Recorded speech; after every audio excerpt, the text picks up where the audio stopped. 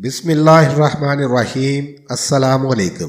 بنی اسرائیل میں ایک بہت ہی نیک اور صالح بزرگ تھے۔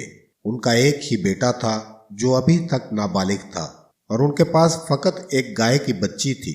ان بزرگ نے اپنی وفات کے قریب اس بچی کو جنگل میں لے جا کر ایک جھاڑی کے پاس یہ کہہ کر چھوڑ دیا کہ یا اللہ، میں اس بچی کو اس وقت تیری امانت میں دیتا ہوں کہ جب تک میرا بچہ بالغ نہ ہو جائے۔ چنانچہ چند روز بعد ان بزرگ کی وفات ہو گئی، اور گائے کی بچی چند دنوں میں بڑی ہو کر درمیانی عمر کو پہنچ گئی، اور بچہ بھی جوان ہو کر اپنی ماں کا بہت ہی فرما بردار اور انتہائی نیک آدمی بن گیا۔ اس نے اپنی رات کو 3 حصوں میں تقسیم کر رکھا تھا۔ ایک حصے میں وہ سوتا تھا، اور ایک حصے میں عبادت کرتا تھا، اور ایک حصہ اپنی ماں کی خدمت کرتا تھا، اور روزانہ صبح جنگل سے لکڑیاں کاٹ کر لاتا تھا۔ ان کو فروخت کر کے 1/3 رقم صدقہ کر دیتا، 1/3 اپنی ذات پر خرچ کرتا، اور 1/3 رقم اپنی والدہ کو دے دیتا۔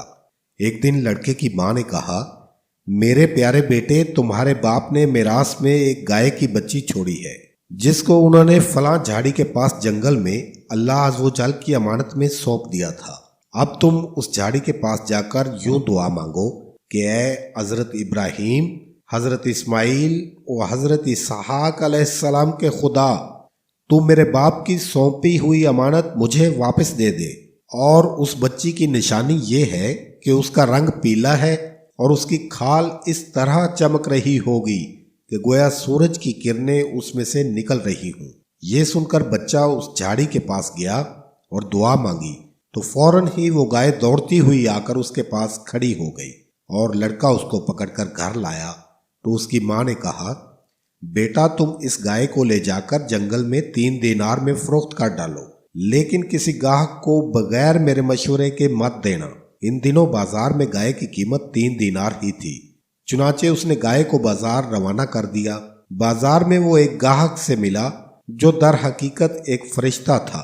فرشتے نے کہا کہ میں اس گائے کی قیمت 3 دینار سے بھی زیادہ دوں گا، مگر تم ماں سے مشورہ کیے بغیر گائے کو میرے ہاتھ فروخت کر ڈالو۔ لڑکے نے کہا کہ تم چاہے کتنی بھی زیادہ قیمت دو، مگر میں اپنی ماں سے مشورہ کیے بغیر ہرگز اس گائے کو نہیں بیچوں گا۔ چنانچہ لڑکا گھر چلا گیا اور اپنی ماں سے سارا ماجرا بیان کیا۔ ماں بولی، بیٹا، ہو سکتا ہے کہ وہ گاہک شاید کوئی فرشتہ ہو۔ تم ایسا کرو، جاؤ اس سے مشورہ کرو کہ ہم ابھی اس گائے کو فروخت کریں یا بعد میں کریں۔ چنانچہ لڑکے نے بازار میں جب اس گاہک سے مشورہ کیا تو اس نے کہا کہ ابھی تم اس گائے کو فروخت نہ کرو۔ اس گائے کو حضرت موسیٰ علیہ السلام کے لوگ خریدیں گے، تو تم اس وقت کے گائے کے چمڑے میں سونا بھر کر اس کی قیمت طلب کرنا، تو وہ لوگ اتنی ہی قیمت دے کر خریدیں گے۔ چنانچہ چند ہی دنوں بعد بنی اسرائیل کے ایک بہت بڑے مالدار آدمی جس کا نام امیل تھا، اس کے چچا کے دونوں لڑکوں نے اس کو قتل کر دیا، اور اس کی لاش کو ایک ویرانے میں ڈال دیا۔ جب صبح ہو گئی تو قاتل کی تلاش شروع ہو گئی، مگر کوئی سراغ نہ ملا۔ تو کچھ لوگ حضرت موسیٰ علیہ السلام کی خدمت میں حاضر ہوئے اور قاتل کا پتہ پوچھا۔ تو آپ علیہ السلام نے فرمایا کہ تم لوگ ایک گائے ذبح کرو، اور اس کی زبان یا دم کی ہڈی سے لاش کو مارو، تو وہ لاش زندہ ہو کر خود ہی اپنے قاتل کا نام بتا دے گی۔ یہ سن کر بنی اسرائیل نے گائے کے رنگ، اس کی عمر وغیرہ کے بارے میں بحث و مباحثہ شروع کر دیا، اور بالآخر جب وہ اچھی طرح سمجھ گئے کہ فلاں قسم کی گائے چاہیے، تو ایسے گائے کی تلاش شروع کر دی۔ یہاں تک کہ جب یہ لوگ اس لڑکے کی گائے کے پاس پہنچے تو وہ ہو بہو ویسی ہی گائے تھی جس کی ان لوگوں کو ضرورت تھی۔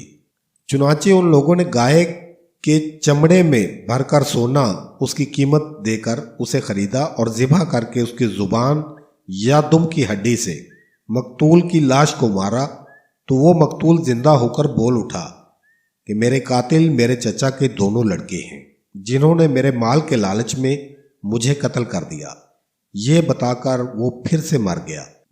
چنانچہ ان دونوں قاتلوں کو قصاص میں قتل کر دیا گیا، اور اس مرد صالحہ کا لڑکا جو اپنی ماں کا فرما بردار تھا، کثیر دولت سے مالا مال ہو گیا۔ ناظرین، اس واقعے سے بہت ہی نصیحت خیز باتیں اور احکام معلوم ہوتے ہیں۔ خدا کے نیک بندوں کے چھوڑے ہوئے مال میں بہت برکت ہوتی ہے۔ دیکھ لو، اس مرد صالح نے صرف ایک گائے کی بچی چھوڑ کر وفات پائی، مگر اللہ تعالیٰ نے اس میں اتنی برکت عطا فرمائی کہ ان کے وارثوں کو اس ایک گائے کی بچی کے ذریعے بے شمار دولت مل گئی۔ اس مرد صالح نے اپنی اولاد پر شفقت کرتے ہوئے بچی کو اللہ کی امانت میں سونپا تھا۔ تو اس سے معلوم ہوا کہ اولاد پر شفقت کرنا اور اولاد کے لیے کچھ مال چھوڑ کر مرنا، یہ اللہ والوں کا طریقہ ہے، اور ماں کی فرما برداری اور خدمت گزاری کرنے والوں کو اللہ تعالیٰ غیب سے بے شمار رزق عطا فرماتا ہے۔ دیکھ لو، اس یتیم لڑکے کو ماں کی خدمت اور فرما برداری کی بدولت اللہ تعالیٰ نے کس قدر صاحب مال اور خوشحال بنا دیا۔ اللہ ہم سب کو بھی والدین کی فرما برداری اور خدمت گزاری کرنے والوں میں بنائے، آمین یا رب العالمین۔ ناظرین، یہ تھی ہماری آج کی ویڈیو۔ اگر ویڈیو پسند آئی ہو تو لائک کا بٹن دبا دیجئے، اور مزید اس طرح کی معلوماتی ویڈیوز دیکھنے کے لیے ہمارے چینل بیک ٹو لائف کو سبسکرائب کر لیں، اور مجھے دیجئے اجازت۔ ملتے ہیں انشاءاللہ کسی اگلی ویڈیو میں، تب تک کے لیے اللہ آپ کا حامی و ناصر ہو۔